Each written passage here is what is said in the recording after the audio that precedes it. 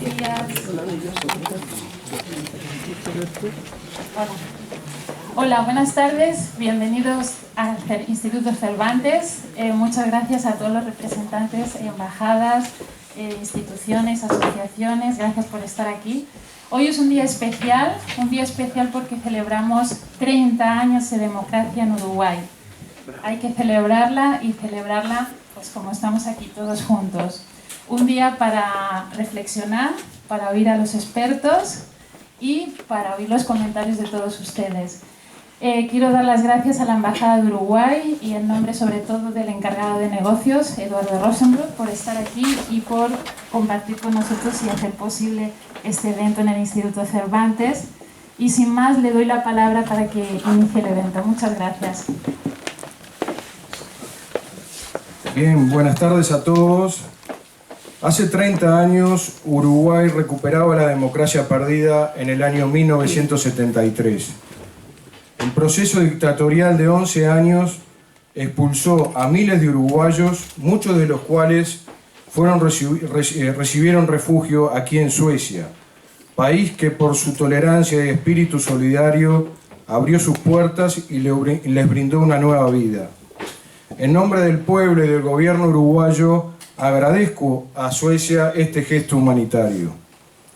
Muy especialmente quiero agradecer la presencia esta tarde del señor Pierre Schori, representante especial del primer ministro sueco, y del doctor Alfonso Oleza, periodista, politólogo uruguayo, que vino especialmente desde Uruguay para esta celebración. Agradezco por su apoyo también a los integrantes de la mesa, la señora embajadora Eva Zetterberg, al profesor Fredrik Ugla de la Universidad de Estocolmo, al profesor Leonardo Rosielo de la Universidad de Uppsala y a la periodista PhD Virginia Melian. Agradecer también la presencia del director del Instituto de Asuntos Internacionales de Suecia, a miembros del Parlamento sueco, representantes de la Dirección de Américas de la Cancillería sueca y de la Dirección de Protocolo, representantes de la Asociación Edelstam, a la decana del Cuerpo Consular de Estocolmo, a embajadores amigos y encargados de negocios, a Mónica Riaza, una vez más, por brindarnos este apoyo incondicional en el Instituto Cervantes, y a todos ustedes por venir a interesarse en este tema. Muchísimas gracias y realmente es un honor para el Uruguay y para nosotros tenerlos aquí hoy presentes. Muchas gracias y le cedo la palabra al señor Pierre Schori.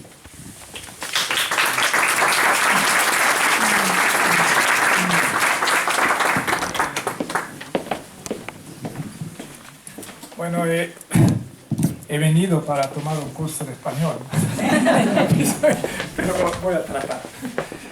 Para mí es un gran honor estar aquí y es un poco un peregrinaje sentimental. Ok. En primer lugar, feliz cumpleaños Uruguay. En un par de semanas tendré el placer de celebrar el retorno a la democracia en Montevideo para encuentros con el gobierno uruguayo y también para participar en la Feria Internacional del Libro, donde un libro mío va a salir que se llama Hablando con el enemigo, con subtítulo La historia no contada de la diplomacia secreta del primer ministro de Suecia, Olof Palme, con dos de los líderes más controversiales de la política internacional sobre revolución y contrarrevolución, distensión, democracia y dictadura. Las dos personas son Kissinger y Castro, con quienes tuvimos bastante conversación. Bueno, en ese libro también escribo sobre una gira que hice durante el periodo de 8 de noviembre hasta 19 de diciembre de 1966 en 15 países latinoamericanos. En 15 países. Y mi gira, que fue preparado por el uruguayo Humberto Maistegui, un hombre muy valioso para la socialdemocracia internacional en la época. Con muy pocos recursos, Maistegui redactaba en su pequeña oficina en Montevideo un boletín con un nombre impresionante, Boletín del Buró Coordinador de la Internacional Socialista en América Latina, que contenía material de la actividad de los partidos. Era una mina de oro, a pesar de que salía nada más que cada 3 meses y tardaba mucho en llegar a los suscriptores, pero tengo todavía un par de esos ejemplares. Como todos saben, en la mitad de los 60, cuando hice mi viaje, el continente era un volcán político. Y de los países que visité, 5 eran dictaduras militares en la época. O en Colombia había desde años todavía una guerra civil entre las FARC y el ELN y el gobierno, ¿no? En 66 también. Y otros 5 habían sido dictaduras militares hasta recientemente, o estaban por tener un golpe o vivían en una democracia falsa. Solo 4 eran democracias: Chile, Costa Rica, México y Uruguay.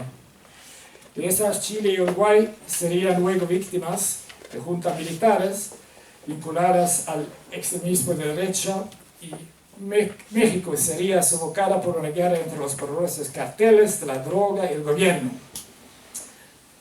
Costa Rica fue la excepción, donde habíamos un reformista, un revolucionario socialdemócrata, un rebelde realmente, José Figueres. Bueno, en mis notas de mi viaje desde Montevideo, el tercer stop de mi gira, escribí así en 1966, un par de frases. Eso era un informe a la dirección de mi partido aquí en Suecia.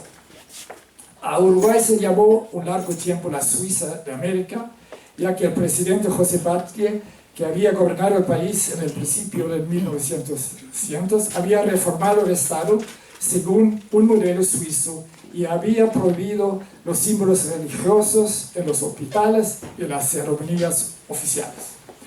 El primer encuentro lo tuve con el famoso jefe de redacción del Seminario de Marcha, Carlos Quijano. Era pesimista, la economía estaba en escombros, los grandes partidos no eran serios y los pequeños partidos de izquierda insignificantes, según Quijano. El Partido Colorado no había tenido un congreso del partido en 50 años. Mi amigo Waxman trabajaba en Marcha y era uno de los pocos becarios uruguayos en un programa aquí en Suecia. Y el virtuoso de tango, Jorge Lanzaro, estaban asombrados de que el SIDA en la época hasta aquí hubiera suspendido las becas y terminado con el programa de becas para latinoamericanos en Suecia. Yo continué mis notas. También Uruguay estaba en época electoral, como el Paraguay, donde estuve antes. La elocuencia y la demagogia salían de los altoparlantes como un río. El nacionalismo y los violentos ataques contra los contrincantes eran la norma. Sí, claro, que había un par de políticos serios, pero no tenían ninguna organización real detrás de sí. No pude menos que recomendar a la Internacional Socialista y a su juventud, la Internacional, que no esperaron muchas solicitudes de membresía. Esas eran mis notas primero de allá. Bueno, el wake-up call para los europeos y para los suecos también fue, por supuesto, el golpe de Estado del 27 de junio de 73. Y el golpe de Chile tuvo más información sobre eso gracias a nuestro embajador Harald Edelstam, por supuesto. Y como lo sabemos, Edelstam se hizo cargo de la defensa y tomó todos los edificios de la embajada cubana a su cargo.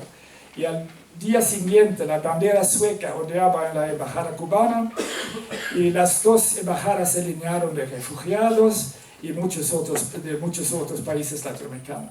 La mayoría de ellos eran chilenos, pero habían también brasileños, argentinos, cubanos, peruanos, ecuatorianos, bolivianos y uruguayos.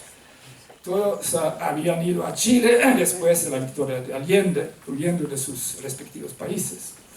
La acción más espectacular fue cuando Edelstein logró salvar a 54 uruguayos que estaban presos en el Estadio Internacional Nacional.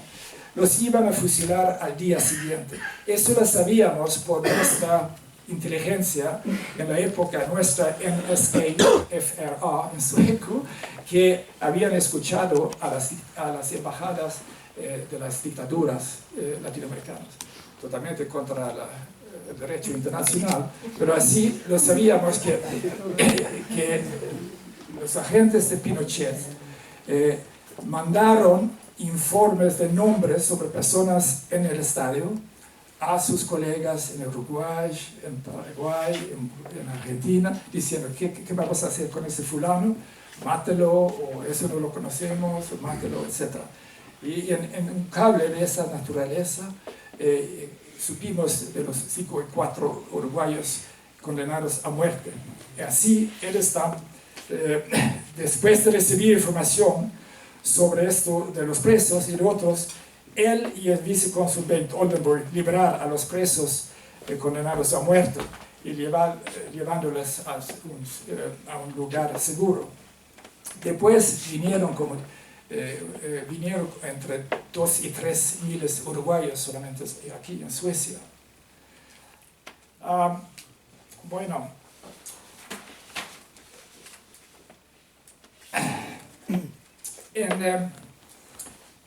en un libro de uno de ellos, los uruguayos, que se llama Ernesto González Bermejo, lamentablemente muerto ahora, escribí a mí su amistad y gratitud a él y a Suecia, que me acogieron con infinita generosidad en tiempos de tormenta. Pero él es un libro sumamente interesante, porque habla de sus años en la cárcel y cómo era cuando saliendo de la cárcel, después de 7, 8 años. Él escribe así: un preso no recobra la libertad, tiene que rehacerla, que fabricarla. Todo es nuevo y sin admiración.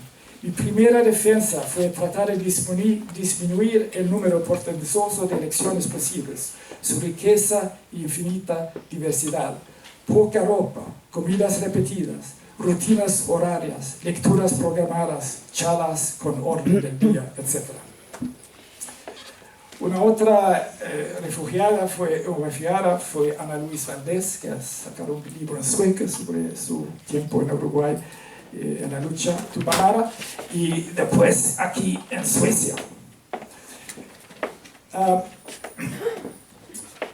Los partidos socialdemócratas en la época, principalmente el partido alemán y sueco, fueron muy activos. Y eso llegó al hecho que el miembro del Consejo de Seguridad de Reagan, un tipo llamado Constantino Méndez, se convirtió en la punta de arma contra la Internacional Socialista. Y él publicó una tesis en la revista Commentary en 81, en que él dice que la revolución sandinista, por ejemplo, era un producto de un eje, La Habana, México y la socialdemocracia. Bueno, muchas gracias. Bueno, volviendo a Uruguay. Pienso que los uruguayos nos han dado muchas enseñanzas. Cómo establecer una democracia muy temprana, ¿no?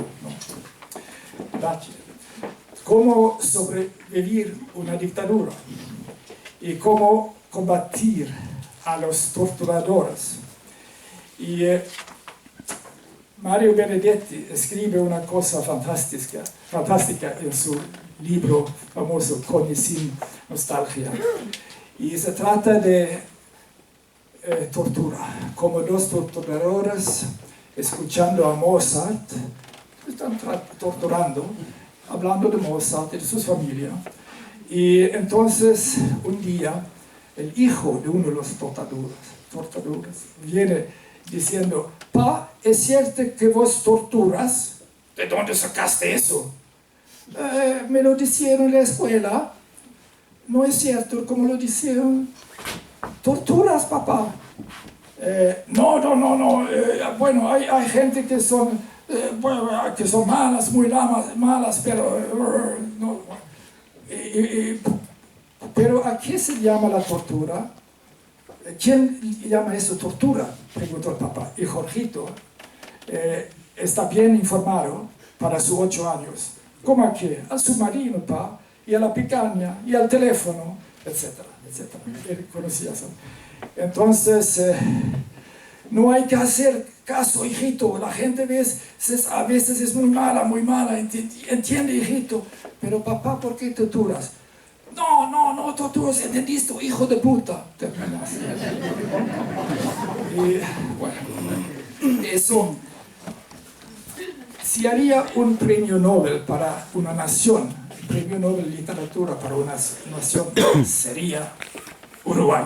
Hay tantos buenos escritores.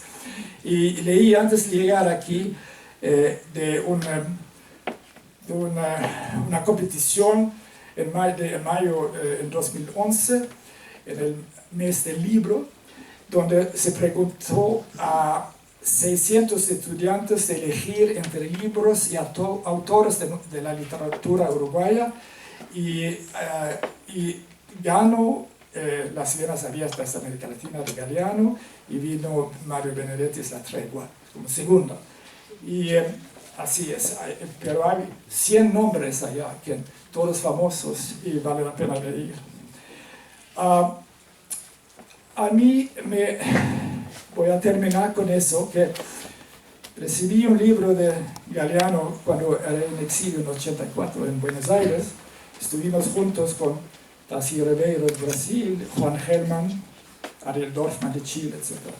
Pero este libro, Días y Noches de Amor y Guerra, es lleno de bon mots. Y por ejemplo, el poder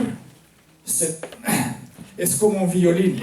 Se toma con la izquierda y se toca con la derecha. Y más dice, medio millón de uruguayos fuera del país, 1 millón de paraguayos, medio millón de chilenos, etc. Y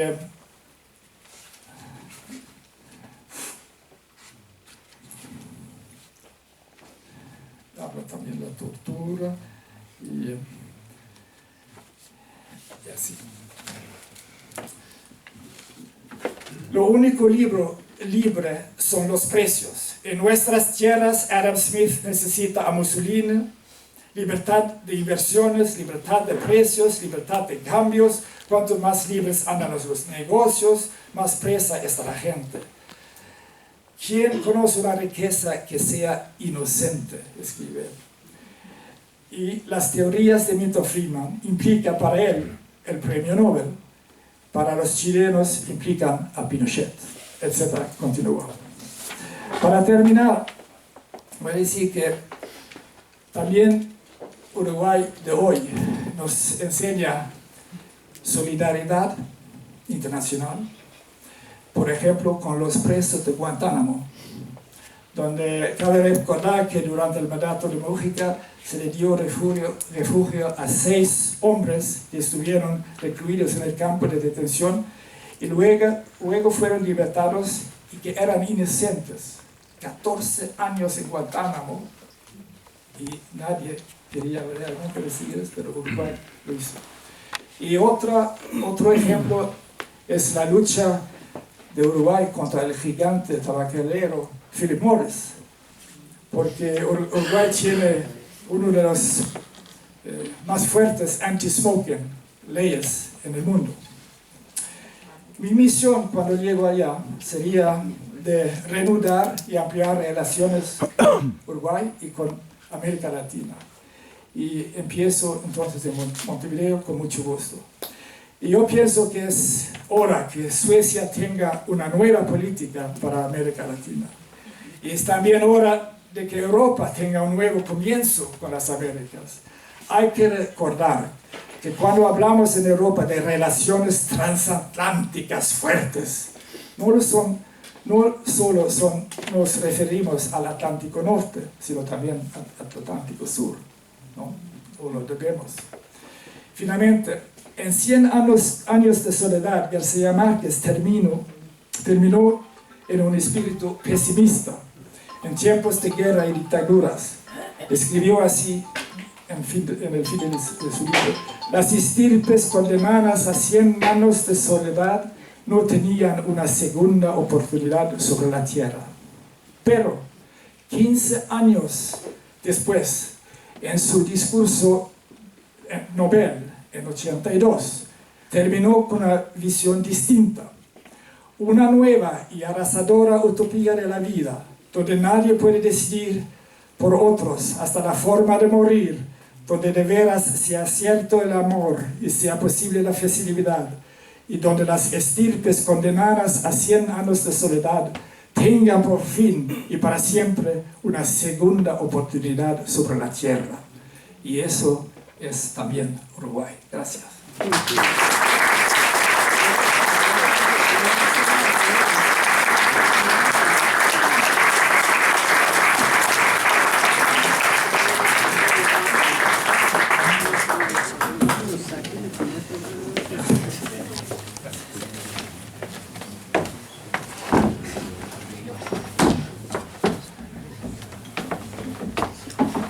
Bueno, buenas tardes.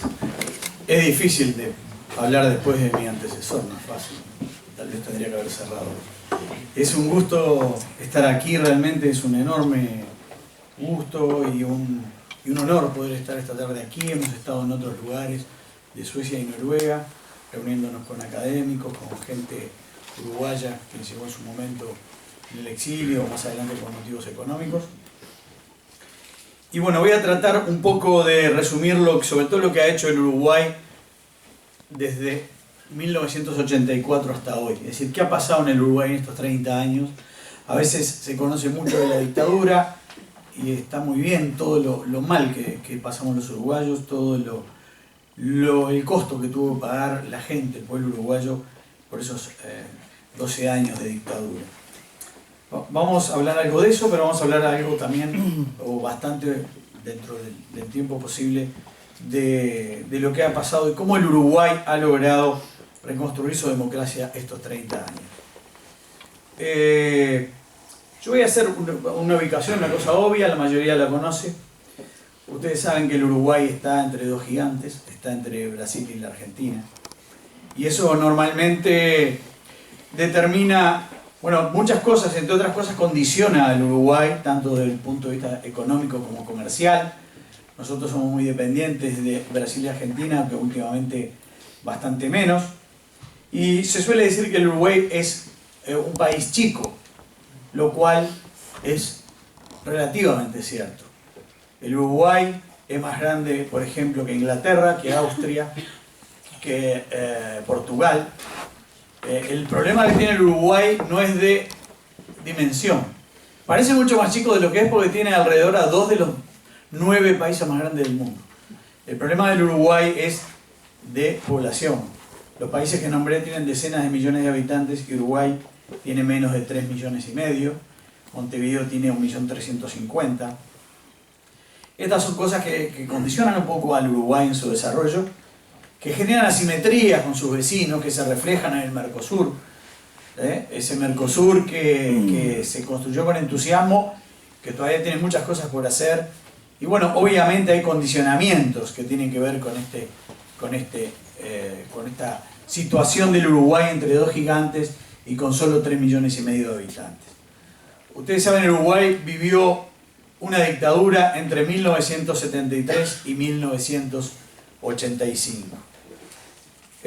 Antes de ir a algún detalle más sobre esto, lo que quiero decirles, primero que nada, al comenzar, es la buena noticia. Es decir, 30 años después el Uruguay está con una democracia totalmente fortalecida, con unas instituciones fortalecidas, o sea, viviendo desde el punto de vista político una democracia. Ha logrado reconstruir y tal vez construir de manera más fuerte que antes del golpe una democracia sólida. El Uruguay, ustedes saben, tuvo un primer dictador que fue Bordaberry, Juan María Bordaberry, entre el 73 y el 76. El Uruguay tiene algunas características especiales. En primer lugar, la dictadura de Uruguay en el año 73, a diferencia de lo que ocurrió en otros países de la región, fue una excepción, no fue la regla. Otros países sufrieron mucho más dictaduras que el Uruguay. Pero Uruguay tuvo dos dictaduras, una civil, un golpe dado por el presidente con el apoyo de la policía y no del ejército en 1933, y otra en 1973 con apoyo militar. La característica particular es que las dos dictaduras, los dos golpes de Estado, fueron dados por presidentes que habían sido electos.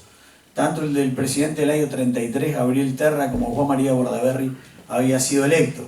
Lo de Bordaberry en elecciones que fueron contestadas por el Partido Nacional, que las consideró que había habido fraude, pero con un parlamento electo que estaba funcionando. El primer dictador fue Bordaberry, el segundo fue Aparicio Méndez, un civil que tuvo muy poco peso en el Uruguay entre el 76 y el 81, y el otro más importante fue el único militar que gobernó el Uruguay entre el 81 y el 85, el general Gregorio Álvarez. Dos o tres cosas sobre esto. En primer lugar, Bordaberry, ¿qué papel jugó más allá de ser el dictador? ¿Tuvo algún peso un presidente civil en un gobierno con participación civil, pero con su sustento era militar? Bordaberry tuvo, desde su perspectiva, un peso importante, que logró imponer un modelo de política liberal contra lo que pensaban incluso muchos de los militares golpistas. Hubo allí una especie de reparto de poder, lo económico lo manejó Bordaberry y los militares más lo político. ¿Por qué lo sacan a Bordaberry? Esto es importante recordarlo porque también es una peculiaridad del Uruguay. Bordaberry es derrocado en el año 76 por los propios militares. Porque en el Uruguay se había producido secretamente, como era todo en aquel momento, una discusión entre Bordaberry y las Fuerzas Armadas acerca de cuál había sido el motivo de la crisis del Uruguay. Bordaberry pensaba que el motivo de la crisis era la democracia. Él no creía en la democracia, lo dijo después, claro, después que había sido electo y lo demás. Él creía que el problema era la institucionalidad. Por tanto, había que terminar con esa institucionalidad y terminar con los partidos políticos y sustituirlos por corrientes de opinión. Él estaba muy influenciado por ideas franquistas, ultra católicas, y los militares decían que no, que esa no era la causa. Que la causa no era el sistema, era que los que dirigían el sistema, es decir, los dirigentes políticos, se habían corrompido, eran corruptos. Por tanto, no había que terminar con el sistema democrático, sino que había que reconstruir uno bajo la tutela de los militares y con nuevos dirigentes políticos. Ellos creían que iban a aflorar nuevos dirigentes si se proscribía, si se prohibía la actuación de los dirigentes anteriores. Por eso los militares destituyeron a Bordaberry y en el futuro van a convocar a dos instancias electorales pensando que con los dirigentes políticos opositores presos o en el exilio o proscriptos iban a aflorar nuevos dirigentes. En 1980 llamaron a un plebiscito constitucional para aprobar una nueva constitución que pusiera a las Fuerzas Armadas como garantes de esa nueva democracia y fueron derrotados. En el 82 llamaron a elecciones internas de los partidos políticos, y esto es un capítulo clave, y los sectores opositores dentro de los partidos políticos ganaron por amplio margen. El Frente Amplio no pudo participar, pero el general Liber Seregni, que estaba en la cárcel, sugirió el voto en blanco. Eso generó algunas diferencias dentro de la propia izquierda. El general Gregorio Álvarez era el que encarnaba esa idea de que lo que había que hacer era renovar los dirigentes. Por supuesto que eso fracasó. Los dirigentes no se generan por decreto. Los que seguían liderando eran los políticos que estaban en el exilio, presos o prohibidos de actuar.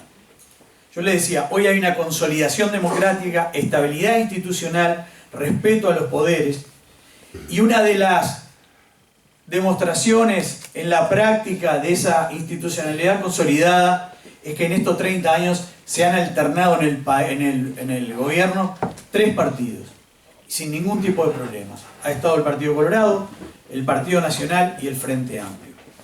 El Frente Amplio, como ustedes saben, ahora ha empezado su 3er periodo consecutivo en el gobierno, la coalición de izquierda. Cuando ganó por primera vez había una expectativa de qué podía pasar, qué iban a decir las Fuerzas Armadas. No pasó nada, se ha consolidado, como lo vamos a ver ahora políticamente. Y desde que el Uruguay recuperó la democracia en el año 85, el Uruguay debió asumir los desafíos políticos, económicos y sociales. El primer presidente fue Sanguinetti, Colorado. Del 85 al 90 le tocó la transición, después del 95 al 2000, el Partido Nacional con la calle 90 al 95, Jorge Valle, Colorado, también del 2000 al 2005, Tabaré Vázquez 2 veces, está empezando su mandato segundo, y José Mujica desde el 2010 al 2015. Este es un tema de la transición, yo no quiero extenderme mucho, pero me parece importante para comprender los 30 años de democracia. Uruguay tuvo un modelo de transición de la dictadura a la democracia completamente distinto a los modelos de los otros países de la región. En Argentina, por ejemplo, los militares se tuvieron que ir rápidamente después de la derrota en las Malvinas. En Chile la transición fue más larga, más controlada desde el poder por Pinochet. En Uruguay la transición fue negociada, hubo un acuerdo entre las Fuerzas Armadas, el Partido Colorado y el Frente Amplio, y un sector minoritario que se llamaba la Unión Cívica. El Partido Nacional no participó porque se negaba a participar con su líder, Wilson Ferreira, que había vuelto del país y estaba preso. Se negaba a participar con Wilson preso. Este aspecto de la transición negociada es una característica del Uruguay que va a influir de manera importante en todo lo que viene, tanto en lo político como en el tema de derechos humanos, estableciendo capaz que algunos parámetros distintos que en otros países. Yo decía, notoriamente diferente con otros países. ¿Qué fue lo primero que ocurrió en Uruguay? Una ley de amnistía en 1985 para todos los presos políticos, ex guerrilleros, que quedaron libres de inmediato. En algún momento se negoció, se habló de la posibilidad de que también fueran amnistiados los militares, pero en ese momento los jerarcas, fíjense ustedes la perspectiva, de las Fuerzas Armadas decían que no querían ser amnistiados porque no tenían nada por lo cual ser amnistiados. Es decir, no habían cometido ningún delito. No sabían lo que iba a pasar en el futuro. Obviamente toda la salida negociada influyó en las discusiones sobre derechos humanos. En el 86 ya en una situación política distinta, solo un año después se aprobó una ley de amnistía a los militares, se llama la ley de caducidad. Todo este tema ha generado debates políticos y jurídicos. En 1989 y en el año 2010 hubo 2 consultas populares para anular la amnistía de los militares. Las 2 consultas fracasaron. O sea, se mantuvo esa ley de amnistía de los militares. El Frente aprobó ante el gobierno Mujica una ley interpretativa que anuló los efectos de la ley, pero hubo un fallo de la Suprema Corte de Justicia que consideró que esa ley aprobada ante el gobierno Mujica era inconstitucional. Hoy hay varios casos que están en manos de los jueces. Hubo una innovación, sí, muy importante que realizó Tabaré Vázquez en su primer gobierno, que fue dio una interpretación distinta, una interpretación diferente a uno de los artículos de la ley de amnistía a los militares, por el cual el presidente en muchos casos podía decidir que determinados casos podían ser juzgados. Es decir, Tabaré Vázquez buscó la vuelta jurídica para lograr una interpretación que le permitía avanzar en algunos juicios. Hoy tenemos a los más importantes militares y policías denunciados por torturas, etcétera, están presos. Seguramente quedan unos cuantos todavía. Pero una de las cosas quizá más relevantes es que los 2 principales dictadores, Bordaberry y el general Gregorio Álvarez, fueron presos. Bordaberry murió en prisión domiciliaria en los últimos días por su estado de salud, y Álvarez sigue preso.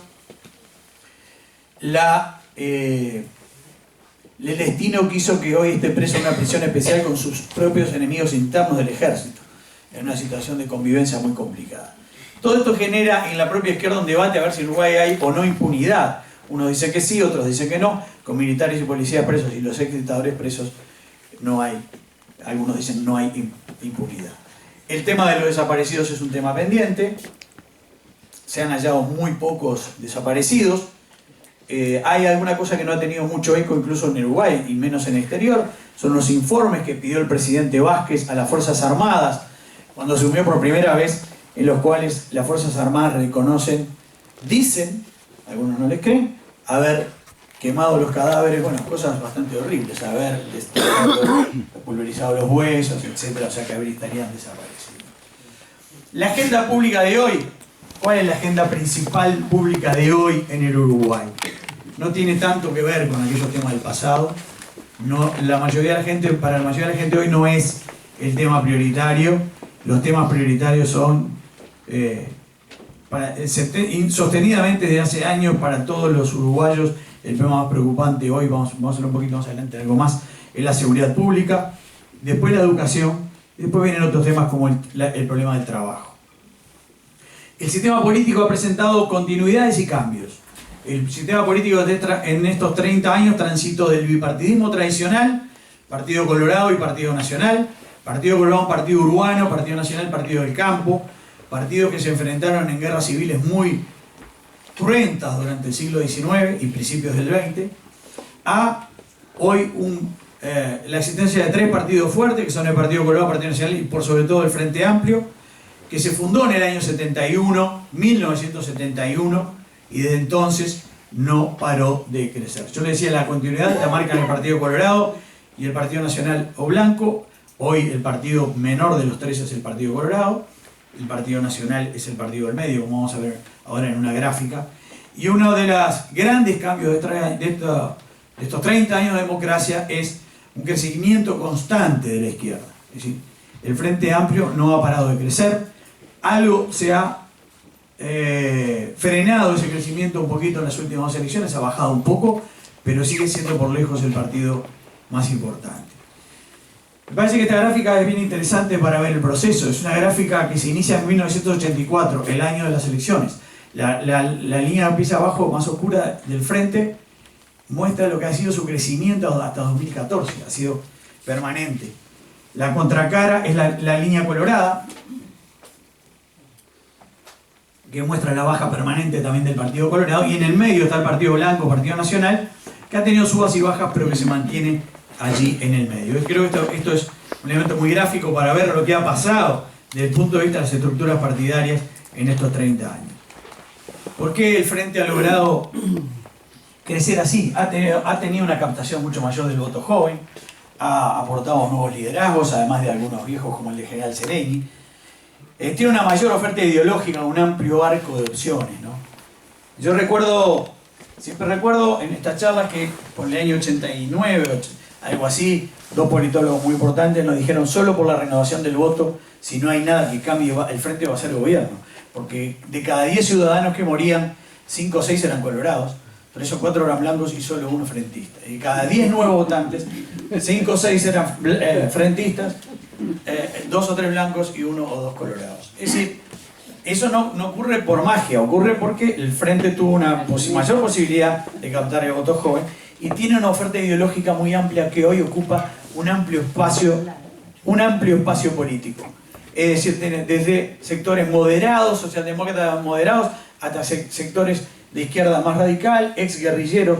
Es decir, tiene una oferta muy amplia, que eso determina también que hoy en el Uruguay, y cuando digo hoy me refiero a estos días, y ya de hace tiempo, deja poco espacio a la oposición para actuar. Porque ocupa todo el arco ideológico. Las principales discusiones que se dan hoy, en estos días en el Uruguay, políticas, se dan dentro del propio Frente Amplio. O sea, las discusiones parlamentarias y demás son el oficialismo es el que está discutiendo, dejando poco espacio para la oposición. También ha habido cambios en la composición interna del Frente Amplio. Cuando se fundó en el año 71, prácticamente eran la mitad del Partido Comunista, la otra mitad del Partido Demócrata Cristiano. Hoy es mucho más amplia la diversidad y es diferente la composición. El MPP, el sector del presidente Mujica, pasó a ser mayoría. Porque además el Frente ha logrado desplazar sobre todo a los colorados, porque el Frente desde que nació y sobre todo después a partir del 84, es un partido urbano. El partido que tiene su centro en Montevideo. Y Montevideo había sido siempre el gran centro del Partido Colorado. Desplazó a los colorados. Y ahora lo desplazó en el segundo departamento en importancia, que es Canelones.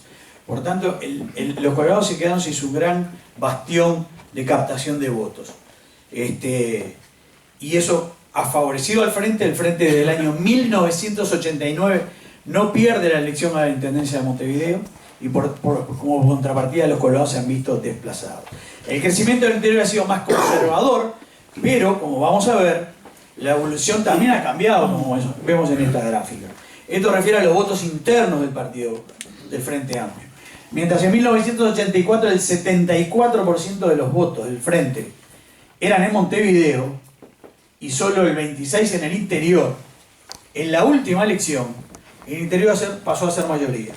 44% en Montevideo, 56% en el interior. Esta es la composición de votos internos en el Frente, que ha bajado un poco en Montevideo y ha subido mucho en el interior. ¿Por qué es eso? Bueno, porque lo que yo decía, ha tenido más facilidad para hacer un discurso más renovador, un liderazgo más renovador, mayor oferta política, y también por hechos concretos, sobre todo en las últimas elecciones.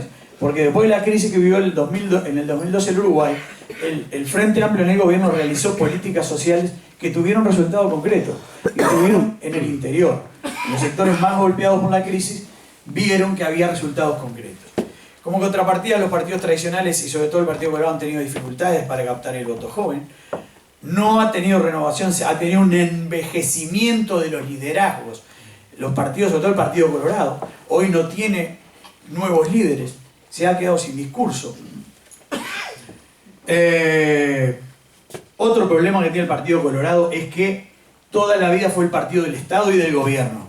Por tanto, cuando fue desplazado por primera vez del gobierno por el Frente Amplio, se quedó sin manejar, con minoría absoluta en el Parlamento, sin empresas públicas, sin intendencia, solo una. Es decir, el Partido Colorado siempre estuvo acostumbrado a actuar desde el poder. Se quedó sin el poder y eso le cuesta mucho actuar.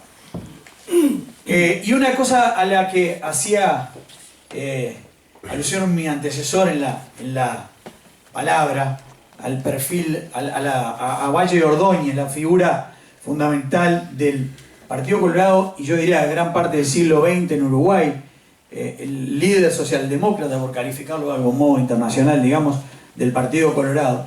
El perfil vallista que tuvo el Partido Colorado, con muchas medidas sociales de vanguardia.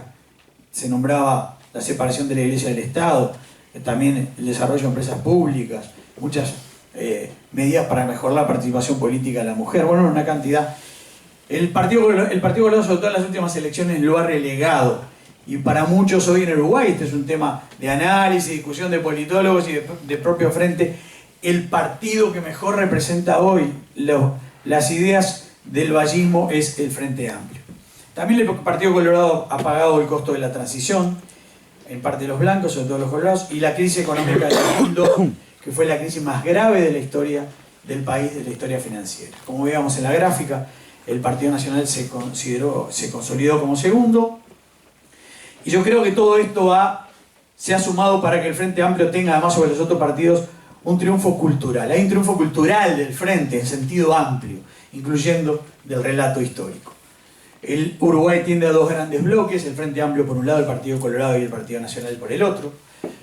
No van a desaparecer el Partido Blanco y el Colorado, son de raíces muy distintas. Y como vamos a ver, brevemente hubo una reforma electoral que no hace necesario esto. Otro de los grandes hechos de estas 3 décadas es la incorporación al proceso político legal de los ex guerrilleros, del MLN, de los Tupamaros, al Frente Amplio.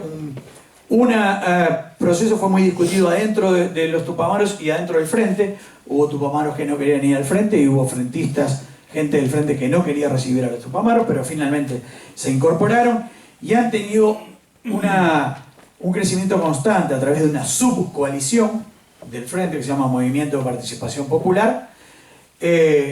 Los ex guerrilleros han tenido, y hoy el MPP, en los últimos 2 gobiernos, en el actual y en el pasado, son la mayoría de la bancada del oficialismo, y en el gobierno anterior tuvieron a Mujica como presidente, uno de los líderes de la guerrilla, que ustedes saben, bueno, ha sido una figura muy importante que ha trascendido fronteras y que hoy, bueno, es conocido en todo el mundo. Durante su gobierno se siguieron consolidando mejoras sociales, quedaron algunos temas pendientes. En materia de política exterior, brevemente, el Uruguay desde el comienzo buscó una regeneración importante. Muchos temas han sido de consenso entre todos los partidos. Ahí jugó un papel relevante Enrique Iglesias, el ex canciller, ex presidente del Banco Interamericano de Desarrollo. El Uruguay ha buscado, con su tamaño pequeño, participar en los grupos internacionales. Estuvo en su momento en el grupo de apoyo a Contadora, en el grupo de Río, hoy en el Mercosur, en el UNASUR.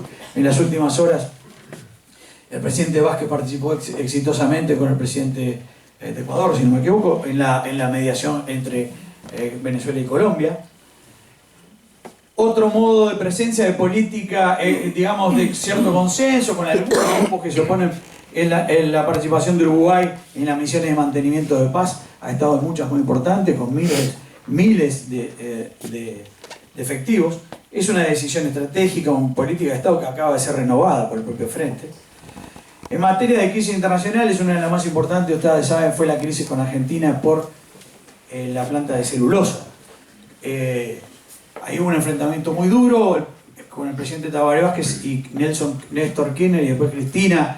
Después el presidente Mujica intentó un acercamiento, hizo muchos gestos, pero no hubo muchos resultados. Hoy estamos en una situación de transición que se está esperando el resultado de las elecciones en la Argentina, que dentro de poco, pero se estima que gane quien gane, va a haber un cambio importante. No quiero ir, voy redondeando los últimos minutos. El Uruguay también tuvo un hecho muy importante en estos 30 años, que fue una reforma político-electoral, a través de una reforma constitucional. El Uruguay tenía un sistema político que producía presidentes débiles. Uruguay no tiene un sistema parlamentario, tiene un sistema presidencial.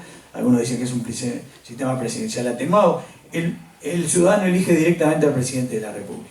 El Uruguay tenía un sistema que se llamaba doble voto simultáneo. Brevemente, ¿qué era esto? Cada partido tenía la cantidad de candidatos a la presidencia que quería. Al final se sumaban todos los candidatos de un partido. ¿Y quién era el presidente? El candidato más votado del partido más votado. Pero de pronto el candidato más votado del Partido Colorado tenía menos votos que el candidato más votado del Partido Blanco. Y capaz que en su total, el presidente llegaba a la presidencia solo con un 20% de votos propios. O sea, había un 80% que no lo había votado. Esto fue muy claro en el año 1971, elección crítica del Uruguay, en el que en el Partido Nacional votaban juntos Wilson Ferreira Aldunate, Caudillo Blanco, que proponía reforma agraria y nacionalización de la banca, con el general Mario Aguerrondo, que era un golpista y fue uno de los principales impulsores de golpe, que quiso meter preso a Wilson Ferreira, a quien intentaron asesinar en Buenos Aires. Es decir, juntaban votos gente que no tenía nada que ver, y este era un sistema poco transparente. El Uruguay incorporó un nuevo sistema de ciclo electoral que obliga a las elecciones internas en los partidos y obliga a los partidos a ir con un solo candidato a la presidencia. Con lo cual, los partidos hoy son más homogéneos, están obligados a ir con un programa único, y esto agrega transparencia, da mayor coherencia a los partidos y fortalece al presidente, porque en cualquier caso el presidente tiene que ir con más del 50% de los votos. Es el techo más alto que existe en el mundo. Si el presidente en primera ronda no logra el 50+1 de los votos, y en Uruguay la votación es obligatoria, hay que ir a segunda ronda entre los dos más votados. Esto hace que naturalmente se formen dos bloques, por lo menos en las últimas elecciones, en el balotaje. El Frente Amplio por un lado, blancos y colorados por el otro. También dio más transparencia a las elecciones locales, no quiero entrar en este tema, pero antes la gente estaba obligada a votar intendente del mismo partido del presidente, hoy se votan separadas las elecciones. El Uruguay, yo les decía, y con esto y una par de cosas más, termino porque somos unos cuantos para hablar. Uruguay afrontó en 2002 la crisis financiera y económica más grave de su historia. Más de 50.000 uruguayos emigraron después de esta crisis. Esto motivó graves problemas sociales, algunos repercuten hasta hoy, de quienes entraron en la pobreza, quiebra de empresas, como decía yo, emigración. Pero el Uruguay hizo de esa crisis primero dos cosas, lo usó como una oportunidad. En primer lugar hay que destacar que el comportamiento de los partidos y los sindicatos frente a esta crisis actuaron juntos. No pongo el ejemplo de Argentina porque es el más cercano, no implica ninguna valoración, pero en la Argentina una crisis similar hubo 5 presidentes en una semana, algo por el estilo. En el Uruguay, más allá de alguna diferencia puntual en alguna ley, los 3 partidos actuaron juntos. El gremio bancario, que fue el más perjudicado, negoció con el gobierno de la época del Partido Colorado de modo de que hubiera una salida pacífica. Y el Uruguay de eso tomó la lección y a partir de ahí hizo 2 cosas. Primero, diversificó mucho los mercados para no depender tanto de Argentina y Brasil, y después aumentó mucho el control del sistema financiero que antes no existía. El Uruguay tuvo un intento de privatizar algunas empresas públicas, sobre todo la empresa Telefónica en el año 92, pero ese intento en forma de ley del gobierno de Lacalle fue llevado a votación popular y fue derogado, es decir que no se concretó. Bueno, yo le decía que a partir de la crisis de 2012 y lo demás, el Uruguay recuperó la confianza internacional, el grado inversor, hay muchas inversiones, 2 grandes procesadoras de celulosa, Suecia tiene que ver con ellas, y Uruguay tiene estos 8 principales mercados hoy, ha diversificado mucho, tiene muchos más, pero tiene estos 8 mercados para sus productos. El problema es que hoy todos sus principales mercados están con dificultades. Brasil bajó sus compras el 4,6% en el año pasado, Venezuela el 8,2%, Argentina el 15,7%. Todos saben que además China también está con problemas, ha devaluado más de una vez, lo cual le complica al Uruguay. El Uruguay ha tenido una baja de la pobreza sostenida en estos últimos años, creo que es más baja que esta todavía, ahora me voy a fijar. También ha bajado mucho la indigencia en estos años, es decir, las políticas que realizó el Frente Amplio para combatir todo lo que había sido los efectos de la crisis del 2002 dieron su resultado. El Uruguay tiene hoy un desempleo bastante bajo, el 6,5% por lo menos para la región, tiene un crecimiento bastante bajo. El crecimiento de los últimos 12 años, el Uruguay ha tenido un crecimiento sostenido todos los años. Esta cifra del año pasado era la proyección para este año de 3,5%. Esto se ha cambiado un poco porque la situación económica internacional es más complicada. Se espera un crecimiento alrededor del 3%. El Producto Bruto por habitante de $16.867. En Uruguay hoy, 30 años después de aquella dictadura para la que evidentemente los militares no estaban preparados para gobernar. Recién nos recordábamos aquellas famosas anécdotas, aquel militar que dijo, por ejemplo, ya lo habrán escuchado varias veces, estábamos al borde del abismo y con el gobierno militar hemos dado un paso adelante. Y eso fue así. Hoy afortunadamente Uruguay lidera todos los indicadores de calidad democrática, institucionalidad y baja de la corrupción. Estamos con un problema inflacionario, tratando de enfrentar una inflación que está bordeando el 10 y no se lo quiere llegar al 10. También el manejo del dólar es muy complicado en estas circunstancias, no puede bajar ni subir demasiado para no afectar la economía interna, pero tampoco la competitividad de los productos uruguayos, lo del entorno ya se los dije. ¿Y cuáles son los desafíos? Para ir terminando, ya estoy excedido.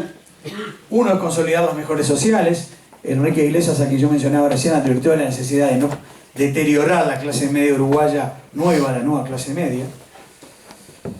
Y este es seguramente el problema más grave que tiene hoy el Uruguay, la seguridad pública. Hace 2 semanas estábamos en un programa de televisión, entonces, estaba el propio presidente Mujica, quien destacaba los cambios que se han lamentablemente introducido en el Uruguay por la vía del narcotráfico y la presencia del narcotráfico en el Uruguay. El Uruguay siempre se vio como un país excepcional en algunas cosas.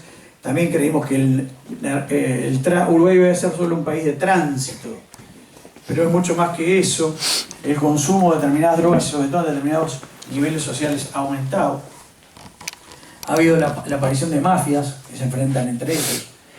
Ha aumentado mucho la violencia en el delito, o sea, el delito se ha vuelto mucho más violento.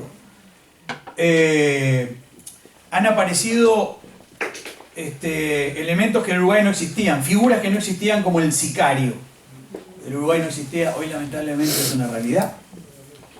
El segundo tema que preocupa a los uruguayos y al gobierno sin ninguna duda es la educación. Están pendientes reformas. El Uruguay tiene malos indicadores y el gobierno en estos días está teniendo, también lo tuvo Mujica, pero el gobierno de Vázquez parece más decidido a tenerlos, ha tenido un choque muy fuerte con los gremios de la educación, que se han opuesto bastante sistemáticamente a la mayor parte de las reformas y están en una demanda de aumentos. En estos días es tiempo de conflictos tradicional en Uruguay, porque en este momento el gobierno es que se aprueba el presupuesto para los próximos 5 años. Entonces cada sector pelea por su propio beneficio, ¿verdad? Pero Uruguay tiene algunas cifras complicadas. Por ejemplo, solo el 46% de los estudiantes terminan la enseñanza secundaria en el Uruguay hoy. Solo el 25% cursa la universidad. Más de la mitad tiene que tomar, de la enseñanza pública y privada, tiene que tomar clases de apoyo por fuera de los niveles normales de educación, clases pagas, por supuesto. Y bueno, allí está uno de los desafíos de este gobierno. También quedaron algunas reformas del Estado pendientes. El gobierno actual está empeñado. El Uruguay tiene un desarrollo muy grande, por ejemplo, en la industria de la celulosa, con un tránsito muy pesado de camiones. Necesita renovar sus carreteras y el tren. Está el Uruguay de búsqueda de infraestructura, de crecimiento de infraestructura con participación pública-privada. Y un par de temas pendientes en el área social o social política. El Uruguay tiene que ver con 2 deudas. La bajísima participación de la mujer en la política. El Uruguay tiene una muy baja presencia de mujeres a nivel de jerarcas. Tuvo una ley de cuota en la última elección que establecía la necesidad de una candidata mujer cada 3, pero era solo para la elección pasada y a prueba. Y hubo bastantes intentos de sortearla de parte de todos los partidos, o de hombres de todos los partidos. Y después, en ámbito social, también el Uruguay tiene un alto índice de violencia doméstica, que es uno de los problemas pendientes para que deja la democracia. Hay críticas sobre el Mercosur por no cumplir con las expectativas, las asimetrías de las que yo le hablaba al comienzo. Se considera que Brasil no ha llevado a cabo todo su liderazgo.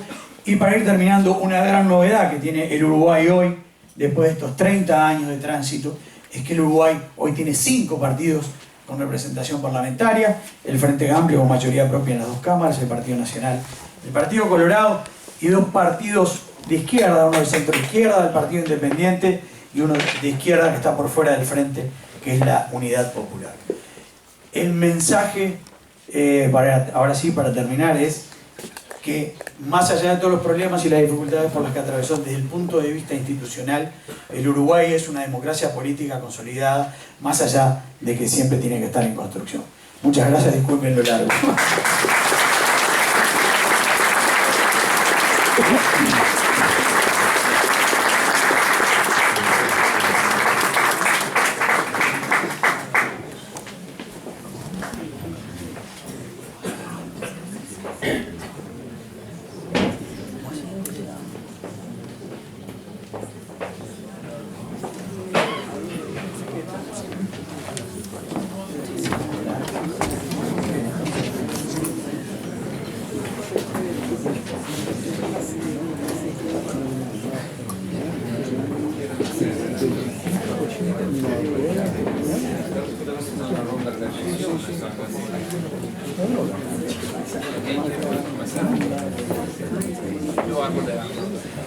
Pues muchísimas gracias, doctor Lester, por esta presentación excelente, que realmente muestra tanto las luces como algunas, si no sombras, dudas sobre la evaluación del Uruguay.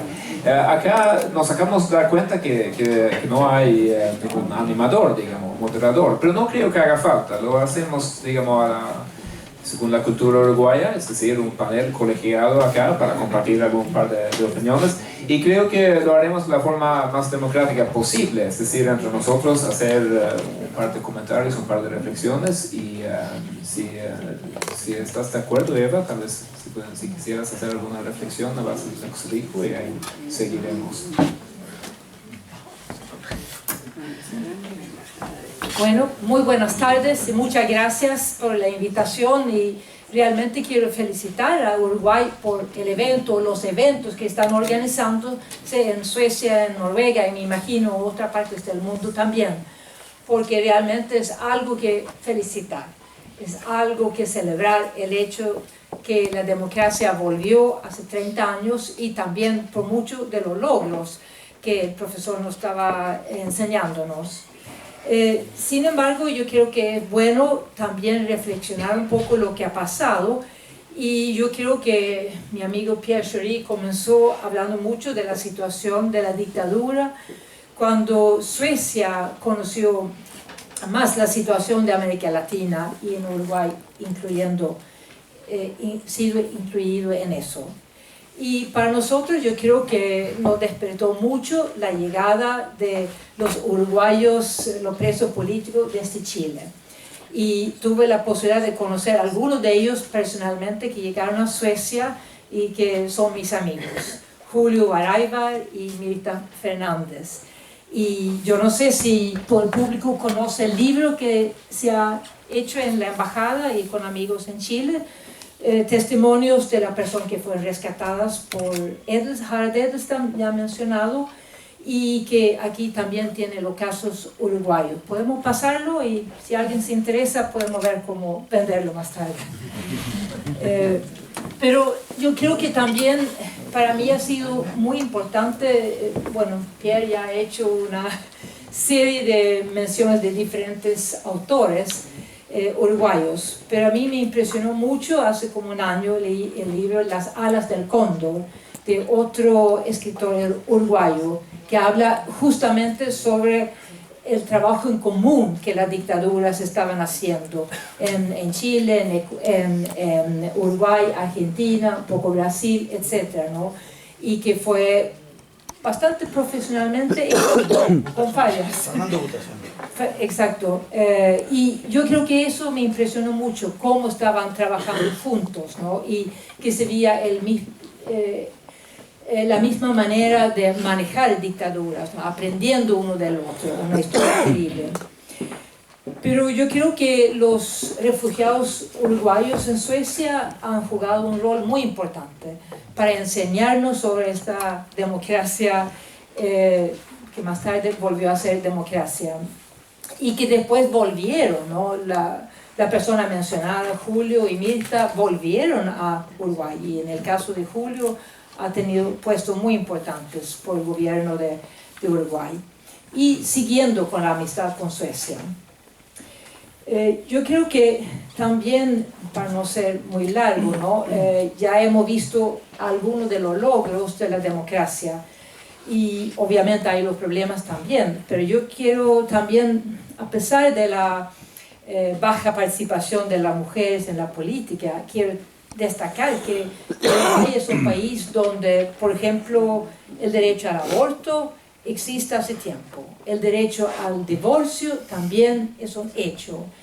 Y la ley de cuotas, es decir, que no se ha dejado el problema de la falta de participación sin hacer nada, ¿no? Se ha tocado el problema y yo creo que también la separación de la iglesia al Estado, que es principalmente un hecho en otros países, pero no en la práctica. Es decir, que yo creo que en Uruguay se ha logrado mucho para promover los derechos de la mujer. Pero yo creo que también lo he mencionado, eso de aceptar los prisioneros políticos desde Guantánamo, y hay otros ejemplos. También yo creo que el ejemplo del presidente Mujica ha impresionado mucho al mundo. El ejemplo de un líder que sigue viviendo una vida sencilla, que ha mencionado, que ha dado ejemplo en el mundo, que hay otras maneras de asumir el poder, de mostrar al mundo. En eso yo creo que también el hecho que Uruguay ha participado en el sistema de Naciones Unidas con las acciones de paz en diferentes misiones, pero también contribuyendo per cápita. Creo que es el país que contribuye más per cápita en el mundo, ¿no? Tomando la pequeña población, pero realmente hace una contribución muy importante. Y yo creo que por eso nos muestra que a pesar de los problemas que no toca solamente a Uruguay, sino a muchos países, ha mostrado un camino muy importante para el mundo, y que espero también en la crisis donde estamos en Europa ahora, ¿no? Recibiendo muchos refugiados, que también sea un hecho que Uruguay sea dispuesto también de recibir más refugiados, porque todo el mundo tiene que contribuir en este tema también.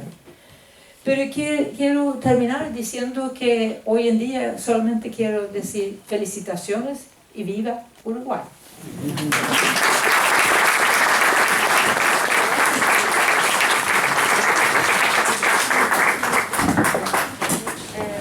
Bueno, muchas gracias por las presentaciones, han sido realmente interesantes.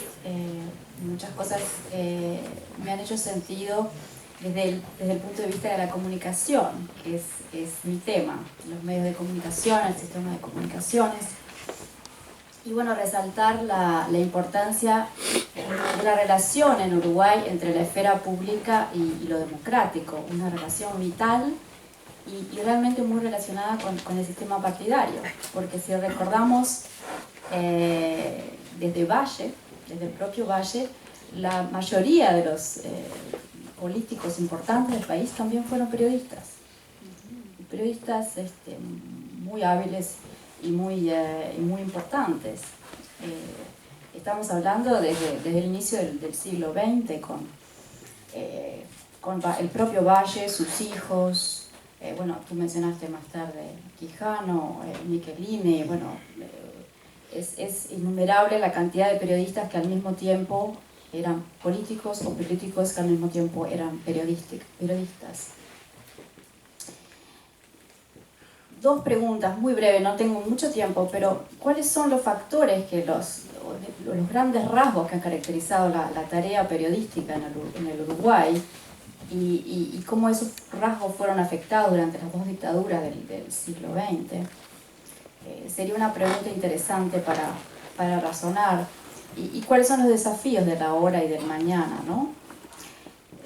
Una cosa muy importante a tener en cuenta, un caso muy generalizado, es que el modelo periodístico original del Uruguay es un modelo que vincula vitalmente lo político partidario con la intelectualidad uruguaya y la opinión, la formación de opinión desde el editorial, de los distintos diarios, de los grandes diarios durante el siglo XX y la política nacional. Al principio, durante los primeros 30, 40, 50 años, un público muy pequeño podía acceder a los medios de prensa, y básicamente los editoriales de los diarios se usaban para dialogar entre los líderes políticos. Esto fue cambiando, pero les diría que prácticamente, si miramos hasta los 80, el inicio de la vuelta de la democracia, generalmente detrás de un diario hay siempre un relacionamiento con lo político partidario, de alguna manera, o con lo ideológico, por supuesto. Esto es una característica bien clara del sistema de medios de comunicación del Uruguay. Tal vez el primer medio que podríamos considerar como que abiertamente se declara independiente es Búsqueda, que surgió justamente en el inicio de los años 70, y que bueno, dentro del margen de movimiento, que no era mucho, de la dictadura, ofrecía determinado tipo de posicionamiento independiente. Por supuesto que durante las dos dictaduras hubo herramientas muy concretas de censura. Primero la autocensura, por supuesto, pero después la censura previa. Los diarios tenían que mandar los editoriales y los principales, los artículos políticos y incluso los policiales, a la jefatura de policía de Montevideo para ser revisados antes de ser publicados, ¿no?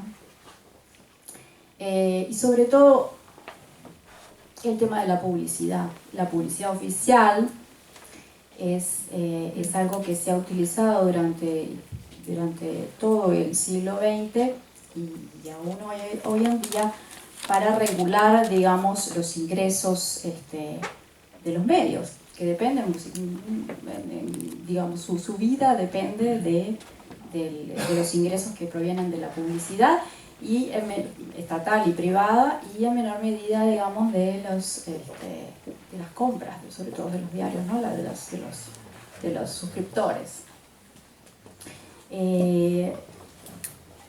Algo muy interesante para destacar es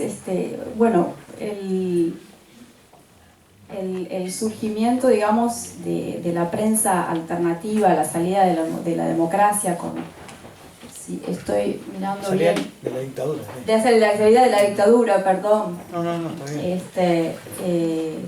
Con un montón de medios que en ese momento también se llamó de la prensa alternativa, que tenían respondían digamos,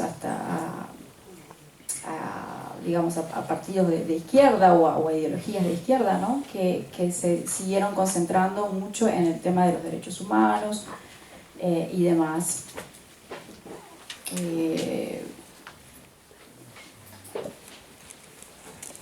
Si estoy mirando bien, eran alrededor de...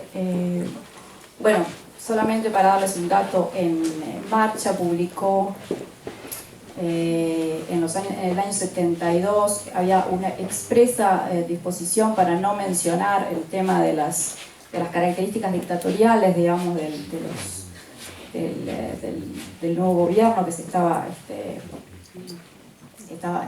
en Uruguay, y publicó en primera página: esto no es dictadura, y por eso fue cerrado, ¿no? Fueron en 30 publicaciones fueron clausuradas durante el periodo dictatorial, totalmente, entre ellas Marcha, por supuesto, y 71 publicaciones fueron sufrieron clausuras temporarias durante este periodo, ¿no?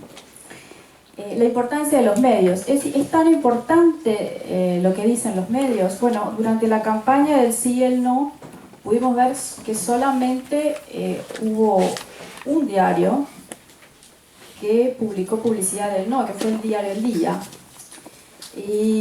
Pero había otras formas, ¿no? Durante la dictadura siempre hay otras formas de comunicarse también. Y, por ejemplo, Wilson Ferreira mandó un cassette desde Londres, instando a la gente, a los uruguayos, a votar por el no. Se podría decir que la objetividad en Uruguay ha estado siempre relacionada con la multiplicidad de opciones periodísticas, digamos, pero no tanto en cuanto a la independencia en sí de un medio, sino que la visión del panorama, digamos, del Uruguay se relaciona más bien con la multiplicidad de perspectivas. Dando una mirada extremadamente rápida, a partir de el 90 fue un periodo de mucha inestabilidad laboral para los periodistas. Hubo un cierre importante de publicaciones, hubo un recorte de la publicidad privada del 27% y del 50% de la publicidad estatal por la situación económica que se estaba empezando a sufrir. Y en ese periodo hubo un cambio en la estrategia de los medios que sobrevivieron.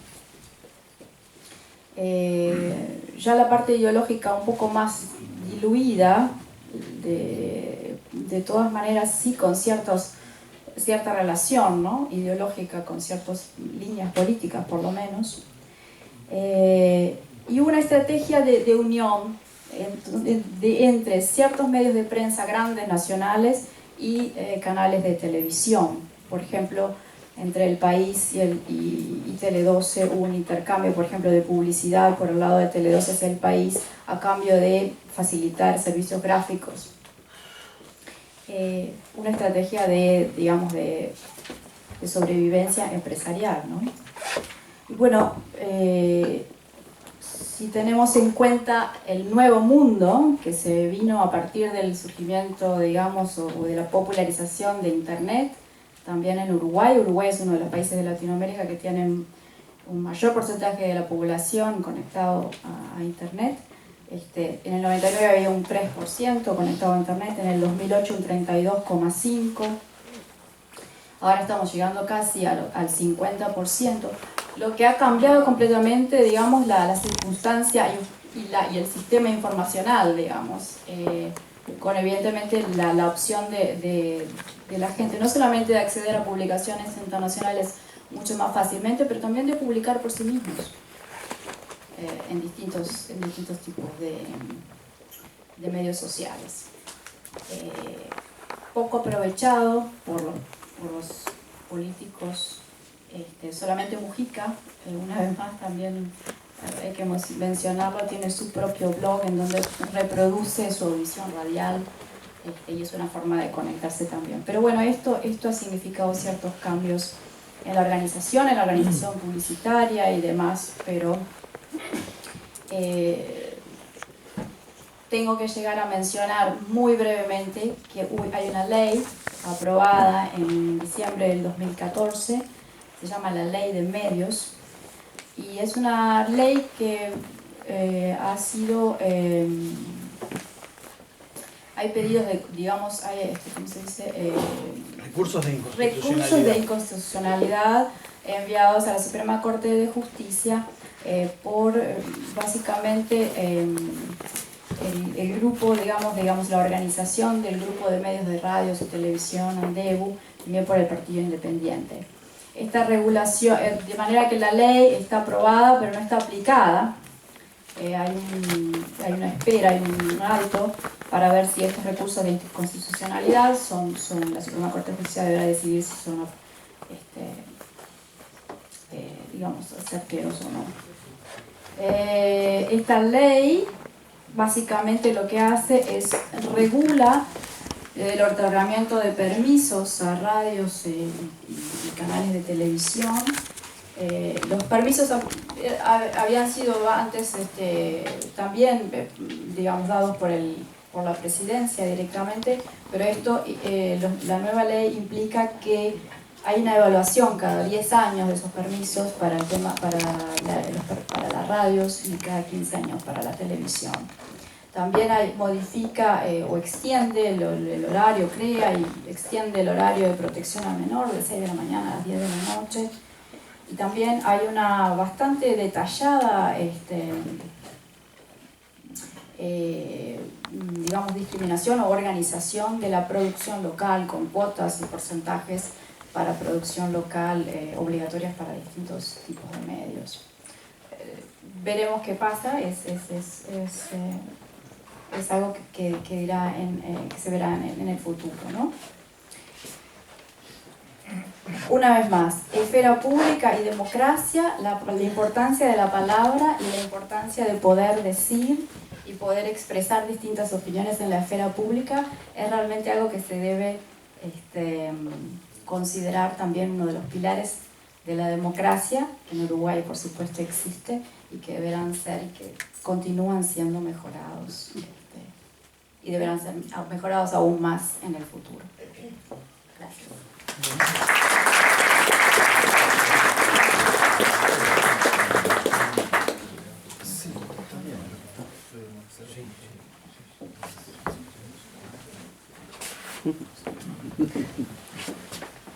Bueno, muchísimas gracias al público por estar acá presentes, Pierre por sus palabras, a Eva por sus palabras y al profesor Leza por su magnífica exposición.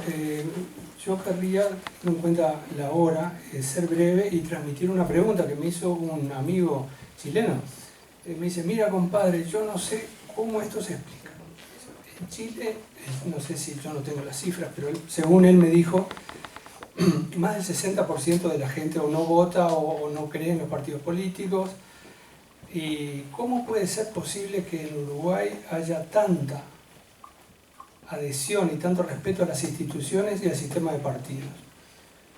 Y pensando en su pregunta, me parece que es bastante evidente que una de las características y me podrán corregir ustedes que son expertos, de América Latina es un creciente, diría yo, descreimiento del sistema de partidos.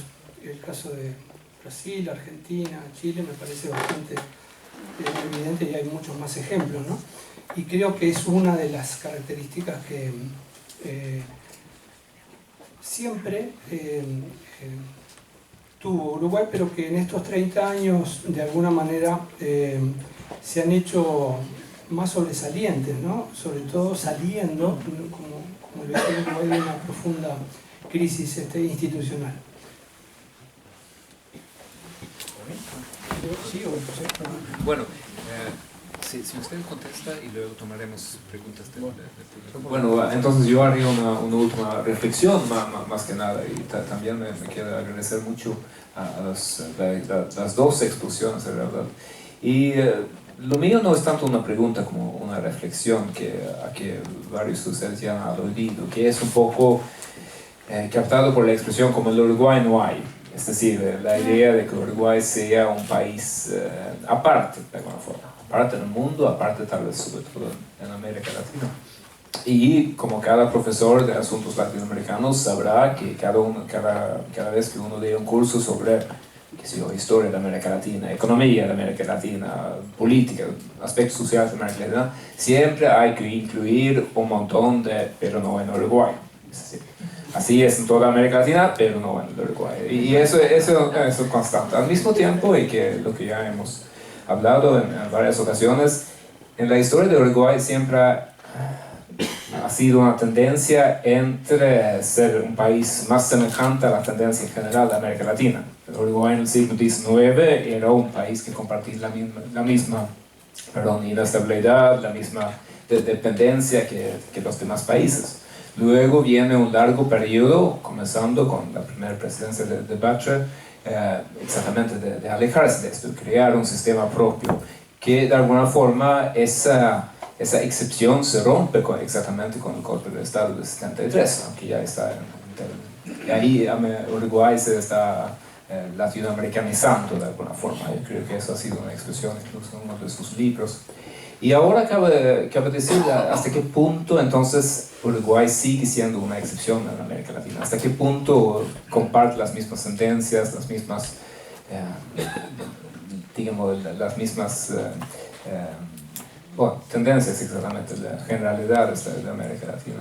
Y en eso se puede ver varios aspectos, que en realidad Uruguay parece un país muy latinoamericanizado, ha seguido los mismos ritmos de crecimiento de América Latina en los últimos años. Usted mencionó los 12 años de crecimiento, pero esos últimos 2 años ha sido de crecimiento para toda América Latina, a base de los precios aumentados. Y Uruguay en eso ha seguido más que nada. Las preocupaciones de la gente también es la misma que cualquier otro país latinoamericano, es decir, consideraciones de seguridad laboral, seguridad contra delincuencia, aspectos como tal. También se puede ver que desde el año 92 la desigualdad ha aumentado en Uruguay. Uruguay siempre fue excepcional en gran parte porque no había la misma desigualdad que en otros países latinoamericanos. Entre 92 y hasta 2007 estaba aumentando, luego ha bajado levemente, pero sigue siendo un país más desigualdad con más desigualdad hoy de lo que tenía en la primera década después de la vuelta a la democracia. Así que hay varias indicaciones de que Uruguay ya no está tomando, ya no sigue siendo la excepción en América Latina. Pero existen también los otros aspectos, los aspectos que sí son particulares de Uruguay, que ya hemos aludido.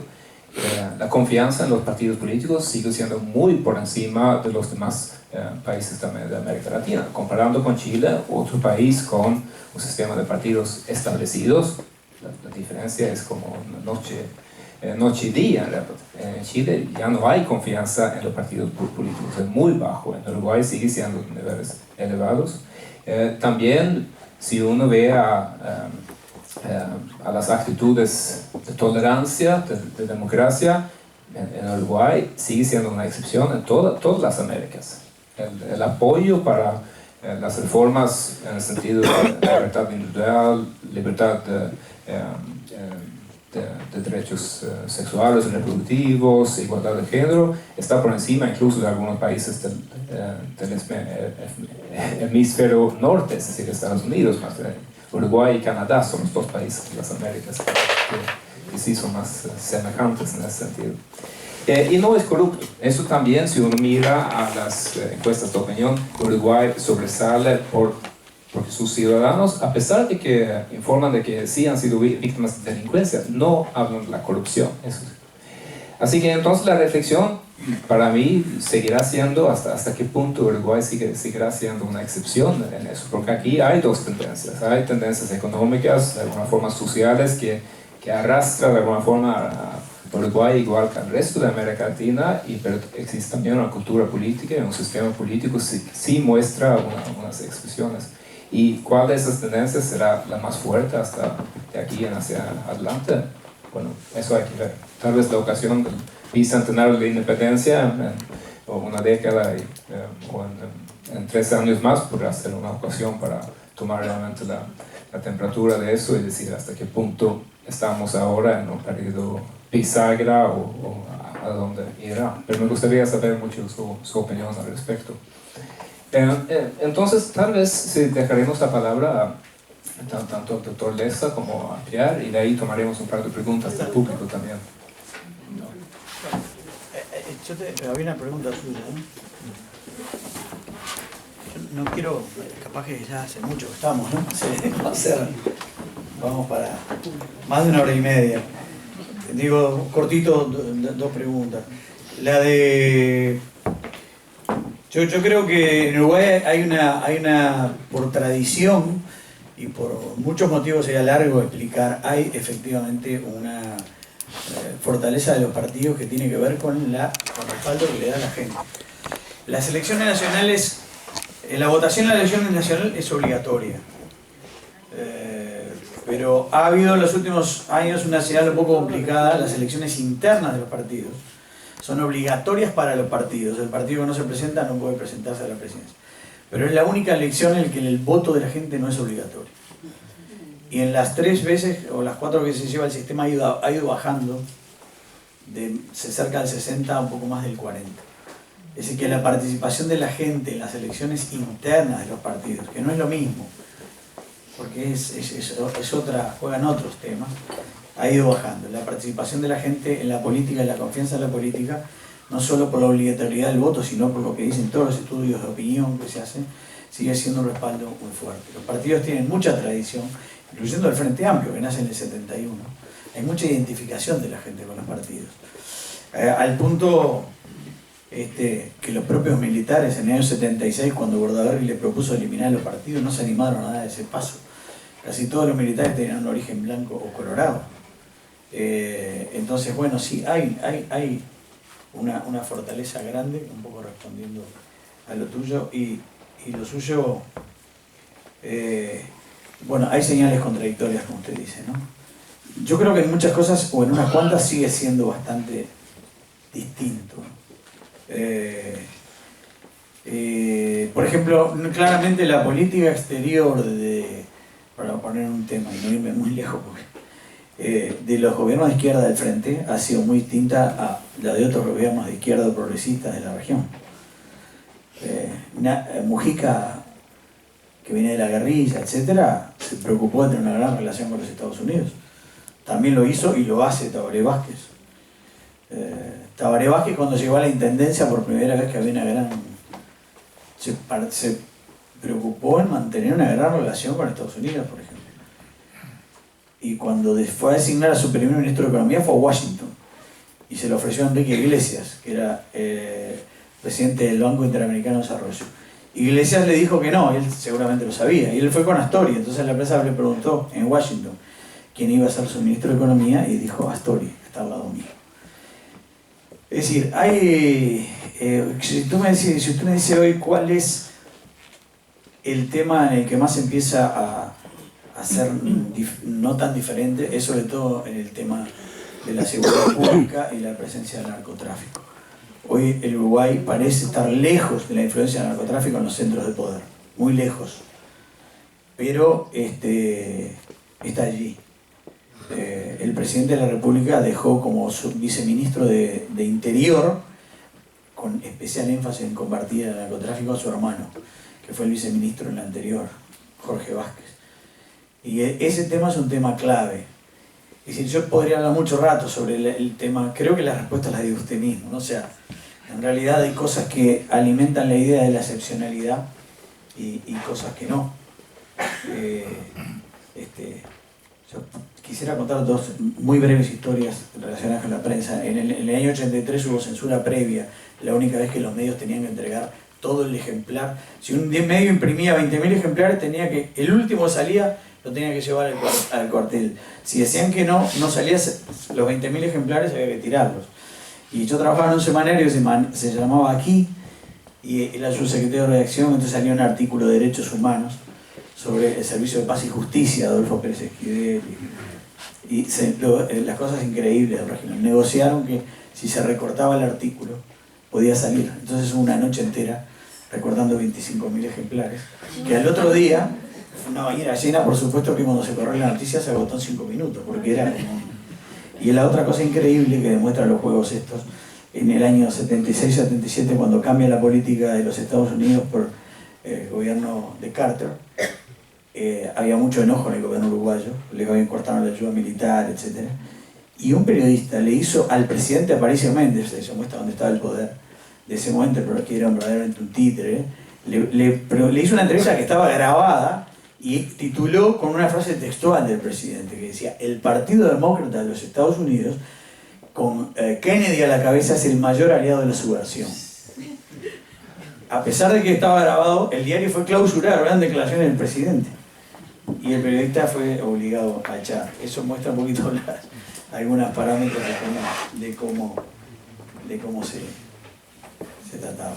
Bien, muchas gracias. Yo invito al público a hacer dos o tres preguntas seguidas, si es posible, para que brinden su respuesta y después pasamos a... Sí.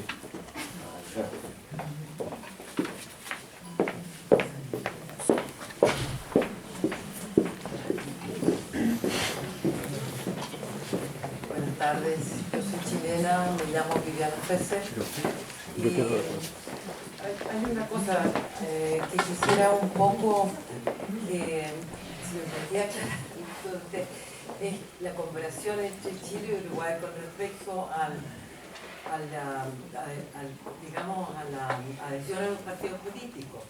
En Chile, yo quisiera aclarar una cosa, en Chile nosotros no tenemos, el voto no es obligatorio. Eso es muy importante. Como solamente eso. Entonces, ¿cuál es la comparación que se puede hacer cuando estamos hablando de peras y manzanas? Hacemos otra pregunta, por favor, y después te contestan al final. Yo tengo dos preguntas, ¿no? Yo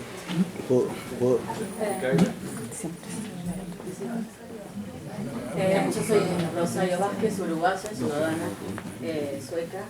Y yo también me pregunto algo sobre el voto. En Uruguay el voto es obligatorio. Y yo quisiera preguntar qué es lo que sucede con los uruguayos que estamos afuera del país y no podemos votar en los consulados o correos, lo que sea. ¡Bravo!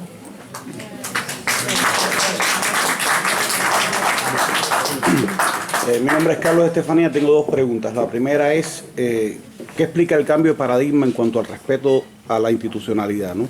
Porque según lo que usted mismo ha investigado, en vísperas del golpe de Estado había un irrespeto bastante generalizado. Incluso los comunistas, algunos socialistas y los democristianos apoyan el golpe, esperando una peruanización. ¿Qué es lo que ha hecho que cambie esa mentalidad? Es la primera pregunta. Y la segunda pregunta es algo para mí relativamente actual. Se le dio mucha cobertura en el mundo a la legalización de la marihuana, pero no se ha dicho ni se sabe qué ha pasado con eso, de qué manera eso ha podido incidir en esto que usted ha descrito sobre exceso de violencia, quizás criminalidad, no sé si enfermedades mentales. Son las dos preguntas que yo tengo. No sé por cuál empezamos, porque había una que más bien dirigida a ti. Tomar eso, pero si usted comienza... A ver, lo del voto yo no puedo darle la respuesta. Lo hemos hablado con varios uruguayos, en Oslo, en todos lados. digamos, la justicia del reclamo hoy en Uruguay no está en la agenda pública. Eso es la realidad, para ser sincero, ¿no? Hay algunas personas en particular, Belela Herrera, algunos la conocerán, que está trabajando con mucho interés ese tema y muy preocupada, y está tratando de imponerlo en la agenda pública. No está. Les recuerdo que en cualquier caso la inclusión del voto exterior implica una reforma constitucional y tiene que ser aprobado por la gente, ya fue rechazado. Es decir, no logró los votos necesarios, que no es lo mismo que ser rechazado. Bueno, es una discusión jurídica que ya se sometió a votación, por eso no existe. El Frente lo quiso poner y no pudo, porque una ley constitucional, como se ha dicho, con mayoría especial, después igual tiene que ir a plebiscito. ¿Sí? No hay forma, todas las vías terminan en una consulta popular. Entonces, es un tema muy importante en el que obviamente la colonia no solo acá, en Argentina viajan 1000 de personas cada elección, tiene un legítimo interés en votar, pero es un tema muy complejo, ¿no? Sí, no solo acá, digo lo de Argentina porque está enfrente es un tema complejo.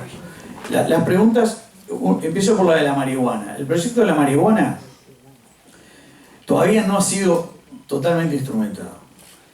En realidad en Uruguay nunca fue ilegal fumar marihuana. Lo que era ilegal y sigue siendo es la venta por particulares.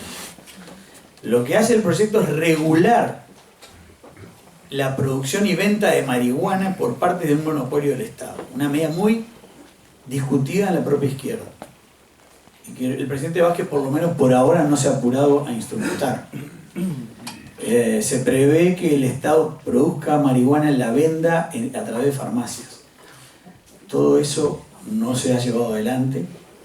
Sí, lo que se ha llevado son clubes de cannabis que están funcionando habilitados. La ley de marihuana, según el presidente Mujica, etcétera, tiene un objetivo que es pelearle al mercado del narcotráfico a los narcos. Ahí hay muchas opiniones, unas que dicen que está bien, otras que está mal. De parte de las autoridades del Ministerio del Interior no están muy convencidos, por 2 o 3 motivos. Uno es que las drogas más graves que afectan al Uruguay no es esa, y en segundo lugar, porque la ley obviamente por la ley no se puede suministrar marihuana a menores de 18, y una parte muy importante de los consumidores son menores de 18. Esos en cualquier caso quedan en manos de los narcos, con una producción que no está tan bien clara. O sea, es un tema que todavía no está totalmente desarrollado. ¿La otra pregunta? Usted ha descrito una situación en vísperas del golpe donde había un irrespeto de la institucionalidad. Sí. Yo quiero una cosita previa a aclarar. Es decir, hubo sectores como el Partido Comunista, sectores del Partido Socialista y el Partido Demócrata Cristiano en bloque que no apoyaron el golpe militar del 27 de junio, sino un levantamiento militar anterior de febrero contra Bordaberry, creyendo que venía una cosa como Velasco Alvarado. Pero eso, digamos, es un tema complicado. Es verdad, había un debilitamiento de la institucionalidad de parte de prácticamente todos los actores. No hay nadie que quede libre de tirar la piedra. Yo creo que primero que el Uruguay volvió a sus orígenes en cuanto al respeto, pero creo que sobre todo, me parece a mí, que los uruguayos, esto es lo que yo interpreto, pagaron un costo muy alto, y el costo hizo que los uruguayos no estén dispuestos a repetir la experiencia, me parece a mí. Y por lo tanto, yo quiero decir, por ejemplo, a diferencia de otros países, el gobierno militar uruguayo nunca logró tener un partido a su favor, ni como ha ocurrido en otros países, con sectores empresariales que estén abiertamente, públicamente a favor del golpe. Podían estar apoyando, pero no logró nunca un apoyo social muy importante. Y me parece que ahí estaba escondido un poco también el apoyo de los partidos, pero sobre todo creo que tiene que ver con el costo que pagaron los uruguayos, y me parece que lo que yo hablé de la crisis que soportó el Uruguay en el año 2002, financiera, económica, en la cual, por ejemplo, a la izquierda pudo haber prendido fuego la pradera para sacar favores políticos, beneficios políticos, y no lo hizo. Y me parece que tiene que ver con eso, de no volver a repetir la experiencia. Una cosa anecdótica menor, ella hablaba de la ligación entre periodistas y políticos. También en Uruguay hay una gran tradición de dirigentes de fútbol y políticos. O sea, primero son dirigentes de fútbol. El presidente Tabaré Vázquez fue presidente de un cuadro que se llama Progreso, un cuadro muy chiquito, él lo sacó campeón uruguayo. Sanguinetti fue dirigente, o es también, Wilson Ferreira Donate, hay una cantidad más. Es una cosa anecdótica, pero... Solamente una pequeña aclaración respecto a la confianza en los partidos políticos. Eso se debe a encuestas de opinión, es decir, no son los resultados electorales, sino en las encuestas de opinión cuando se pregunta cuánta confianza tiene la gente frente a determinadas instituciones, preguntas sobre la iglesia, el presidente, el partido político, y en eso tal vez fue injusto señalar a Chile. En realidad muchos países tienen esa falta de confianza en los partidos políticos. Incluso en Suecia el promedio, porque esas cifras varían bastante, está un poco por debajo del promedio europeo, así que no es una muestra de estabilidad en ese sentido. Sin embargo, yo creo que acá hay una ventaja y Uruguay sí sobresale en ese sentido, por la confianza que se tiene. Para mí, y sin haber estudiado el tema muy profundo, tiene que ver exactamente con la participación política de los jóvenes, que generalmente en América Latina lo que más creen, confían en los partidos políticos son la gente mayor, digamos. Y ellos, lamentablemente, pero es un grupo cada vez menor, digamos, por razones biológicas hasta. Y los jóvenes no creen en partidos políticos de la misma forma, salvo en el Uruguay, tal como se mencionó, donde sí el Frente ha logrado una adhesión de los jóvenes que hace que ahí el promedio de confianza se mantiene alto y seguramente se mantendrá alto también si es que el Frente siga en eso. Dos preguntas más, una señora que está ahí, porque si no se nos evapora el vino que tenemos que... Por favor, bien rápido. Bueno, mi pregunta es ¿en qué favorece a Uruguay en lo económico y con los países fronterizos la compra de armas? Uruguay tiene un muy bajo presupuesto de seguridad del Estado. Desde que comenzó la democracia, todos los gobiernos, empezando por el de Sanguinetti y siguiendo por el actual, han ido bajando el presupuesto militar. Ahora hay un diferendo porque el gobierno en el presupuesto prefiere mejorar los salarios de los que están y no aumentar y no tomar puestos para los que van quedando vacantes. Y Uruguay tiene una flota de guerra que da pena. El Uruguay tiene una costa muy amplia y tiene recursos marítimos muy ricos, y hay el ministro de Defensa, que es un ex Tupamaro, Eleuterio Fernández Huidobro, el número 2 histórico del MLN, después de ser ese ministro de Defensa, ¿no? Después de tantos años, y él, bueno, él plantea la necesidad de que el Uruguay se modernice, sobre todo en el tema de la armada, ¿no? Uruguay no compra armas, ¿no? O muy poquito. Tiene un armamento muy viejo, es decir, si se va a tener una guerra, va a ir como en el siglo XIX a las cuchillas, a lanza y sable. Realmente Uruguay tiene un presupuesto militar muy bajo, ¿no? ¿País neutral entonces? ¿Cómo? ¿Se podría declarar neutral? O sea, como Suiza, por ejemplo, neutral. Pero no sé a qué se refiere con neutral, porque no... Bueno, pero no hay ninguna guerra ahora en la que... No lo entiendo.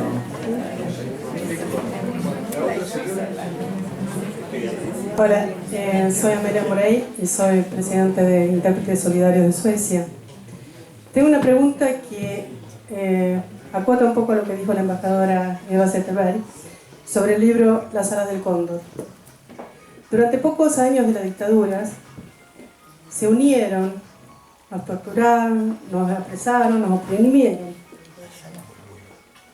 Pero hoy, después de 30 años de democracia, en mi país de origen, Argentina, en Uruguay, en Brasil, en Chile, no veo una voluntad de unión, una voluntad de hacer lo que hicieron los otros antes, de unirse, de luchar para tener una solidaridad sur a sur que pueda consolidar la democracia en todos nuestros países.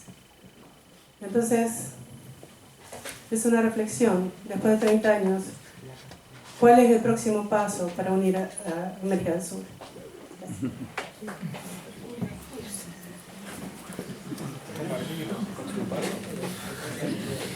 Bueno, ¿alguien de ustedes quiere decir algo? Si no, que le dejamos a ustedes hacer un par de palabras. No,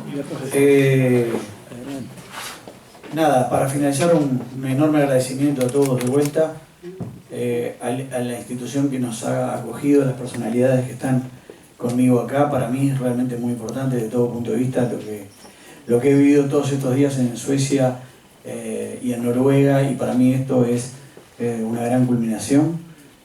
Así que agradezco al público en general, a los legisladores, diplomáticos, gente de gobierno, académicos, a todos los que están acá, y a la Embajada de Uruguay, que ha tenido una participación fundamental, el doctor Rosenbrock, por todo esto. Así que muchas gracias.